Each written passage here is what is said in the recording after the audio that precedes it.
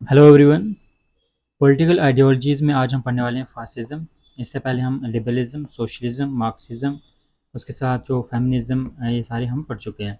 तो स्टार्ट करते हैं फासिज्म से। फासिज्म एक कोई कोहेरेंट स्कूल ऑफ थॉट नहीं है। इसको एक जो प्रोपेगेंडा है वो माना जाता है। इसको जो एक आइडियोलॉजीज़ आती है, जो मेटा नैरेटिव्स, उसमें इसको नहीं काउंट किया जाता है। It is considered as hotchpotch of ideologies. बहुत सारी जो डिफरेंट आइडियोलॉजीज़ हैं उनमें से डिफरेंट जो कॉन्सेप्ट्स उठा के इसको बनाया गया है।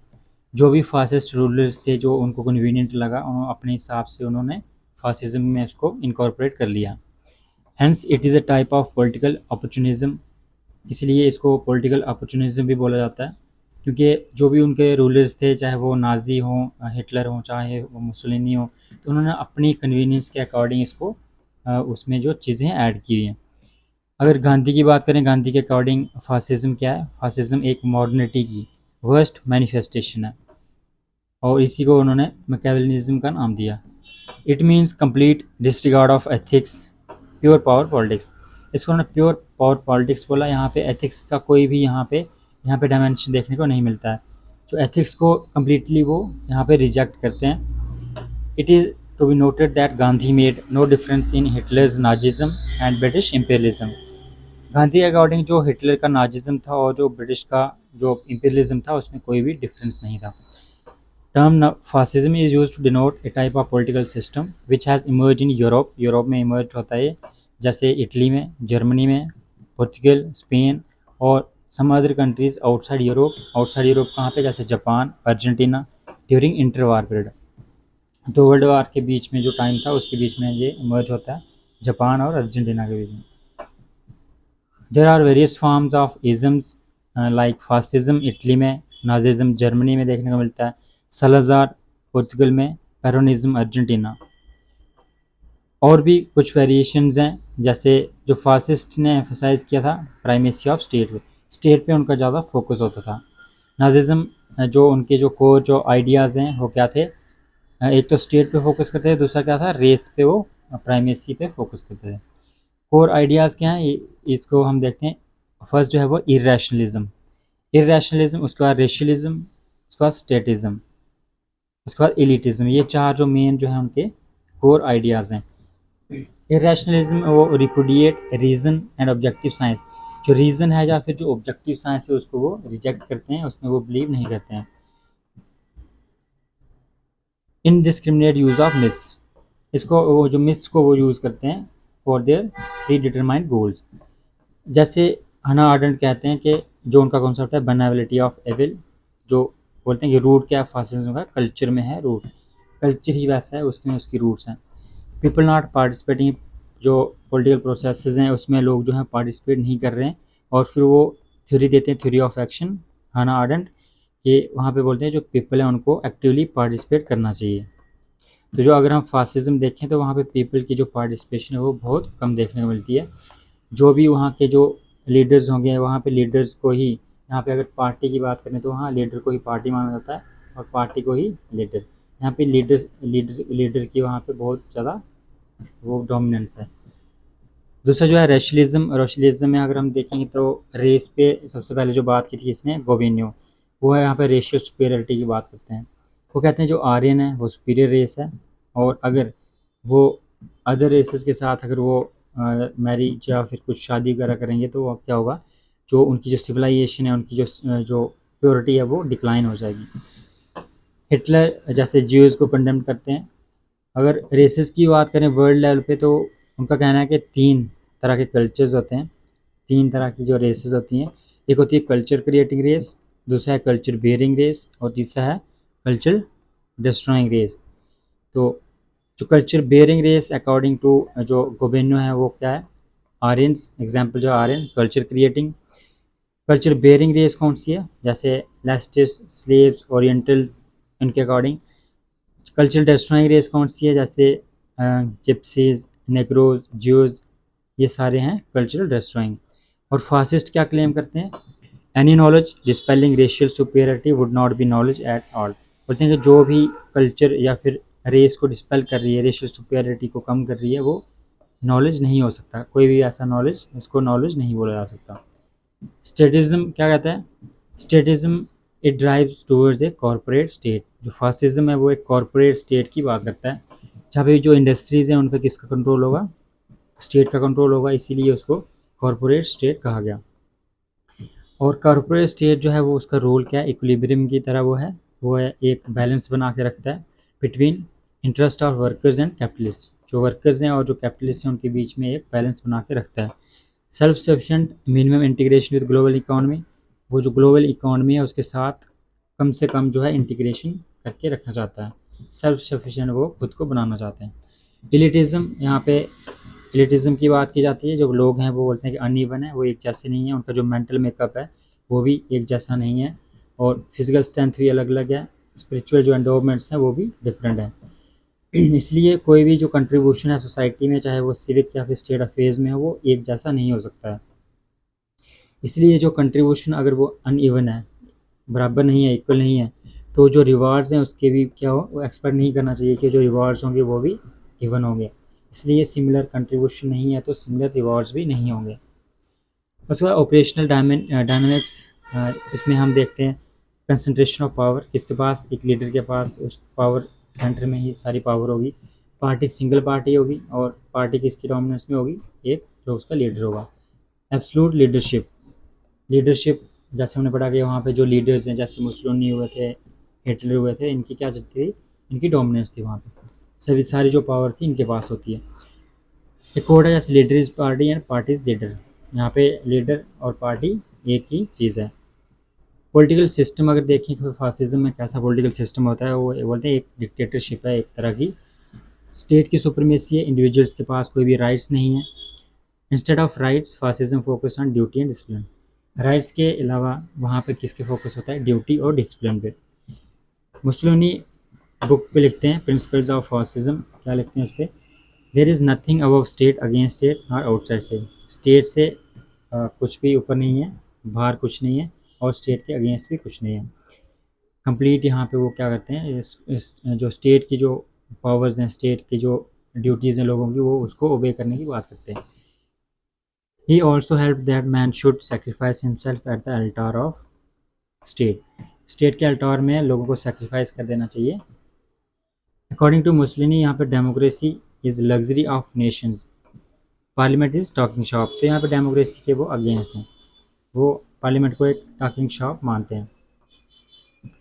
इकोनॉमिक सिस्टम कैसा है, इकोनॉमिक सिस्टम की अगर हम बात करें तो फासिज्म इज़ ऑटार्की, इसका मतलब है self sufficient minimum integration with international economy, कोई भी जो डोमेस्टिक इकोनॉमी है उसका कोई भी यहाँ पे इंटीग्रेशन नहीं होगा इंटरनेशनल इकोनॉमी के साथ, वो एक सेल्फ सफिशिएंट इकोनॉमी होगी। स्टेट कौन सी होगी, supported corporate state, corporate state को यहाँ पे उसने सपोर्ट किया। और कॉरपोरेट स्टेट का जो कॉन्सेप्ट है वो एम्बिगियस जो कॉन्सेप्ट है, it appears that state has sent a role in industry. Corporate state जो है इक्विलिब्रियम बिल्डर है between interest of worker and capitalist.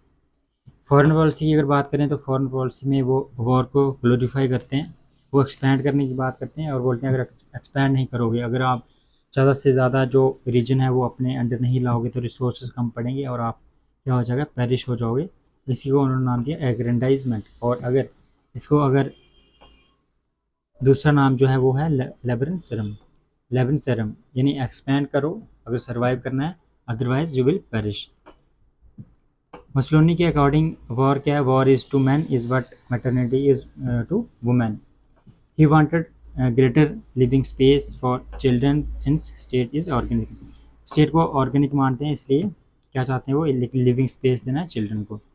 It grows and hence natural to expand, इसलिए वो नेचुरल है, ऑर्गेनिक इन नेचर है, इसलिए वो grow करेगी, अगर ग्रो करेगी तो ही सर्वाइव कर पाएगी। इसी को बोलते हैं लेवन सरम। सोशल प्रिंसिपल सोसाइटी की बात करते हैं, वो बोलते हैं कि इफ़ एसाइज on social solidarity, solidarity with race, अगर वो सोलिडारिटी की बात करते हैं तो वो सोलिडारिटी विद रेस की बात करते हैं। यहाँ पे Hitler was against enlightenment based social order, यहाँ पे जो सोशल ऑर्डर एनलाइटनमेंट बेस्ड पे उसके अगेंस्ट थे, यानी कि वो एनलाइटनमेंट के अगेंस्ट हैं।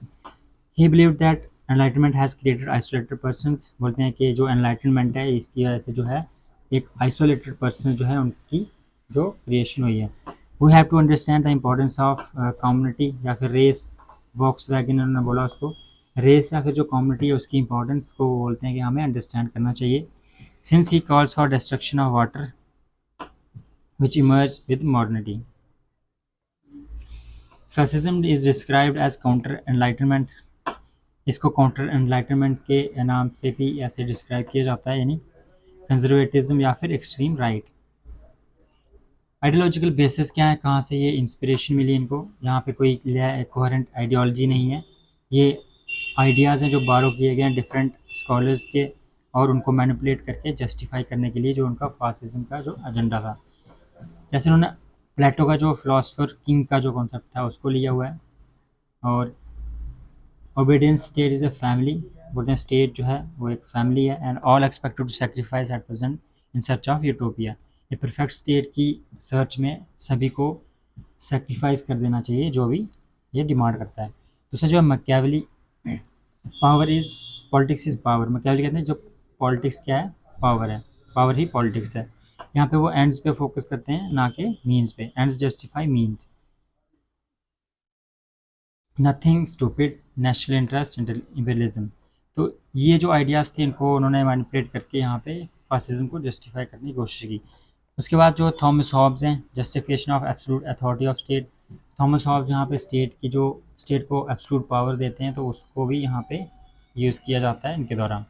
रूसो जो जनरल विल का कॉन्सेप्ट है, तो वो कहते हैं कि general will is always right, man should be force to be free. तो यहाँ पे जनरल विल जो माना जाता है वो फासिस्ट उसको भी यूज़ करते हैं कि वो क्या है, यहाँ पे स्टेट को ज़्यादा पावर देने की बात की गई है। हेगल का कॉन्सेप्ट है state is a March of God on earth. तो यहाँ पे भी स्टेट को एब्सोल्यूट पावर्स दी गई हैं।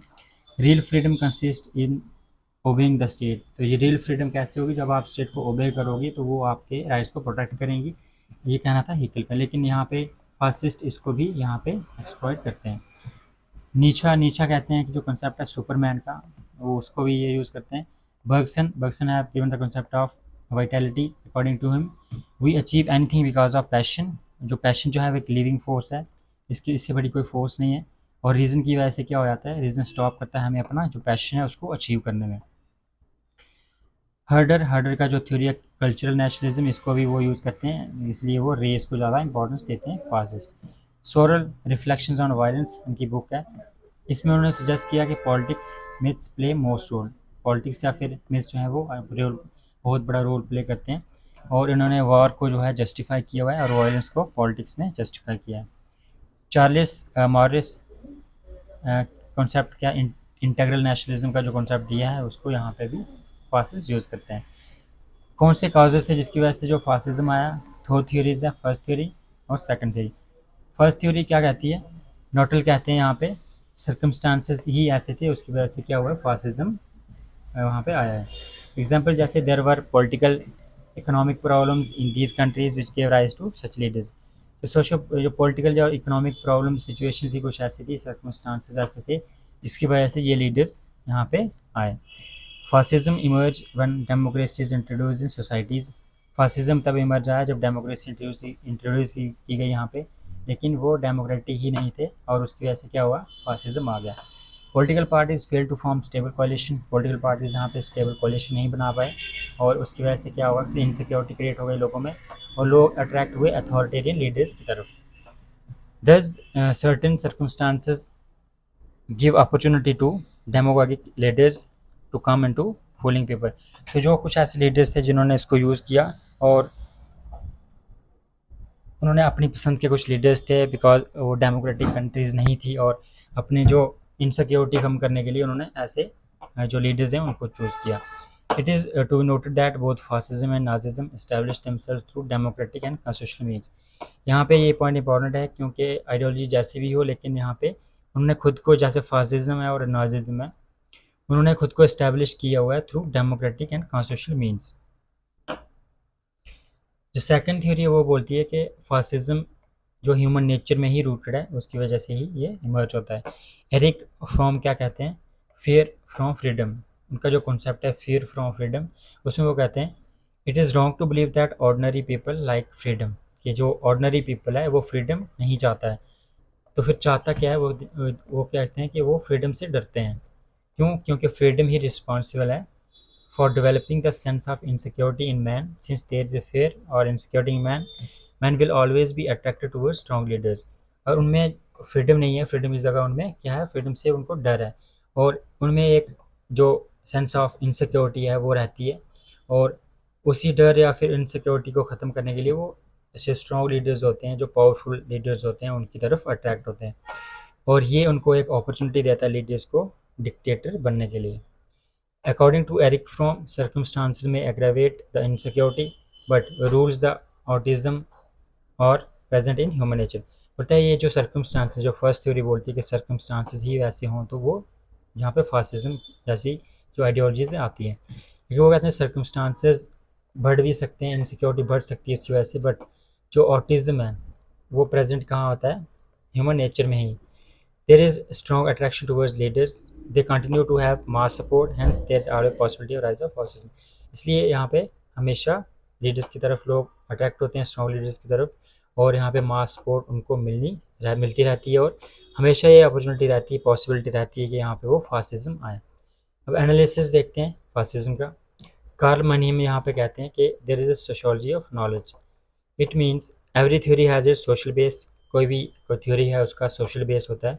अगर लिबरलिज्म एक मिडिल क्लास की आइडियोलॉजी है, तो सोशलिज्म अगर वर्कर क्लास की यहाँ पे आइडियोलॉजी है, तो यहाँ पे आइडियोलॉजी ये जो फासिज्म है वो किसकी है, एलीट क्लास की. Fascism has become a bad word. Fascism आज के टाइम में एक बैड वर्ड बन चुका है. इन पॉलिटिक्स में अगर बात करें तो फासिज्म यूज्ड अगेंस्ट अपोनेंट्स. जो अपोनेंट्स होते हैं उनके अगेंस्ट बोला जाता है ये फासिस्ट रूलर्स हैं, फासिस्ट लीडर्स हैं. Nobody prefer to known as fascist. कोई भी फासिस्ट कहलाना नहीं चाहता है.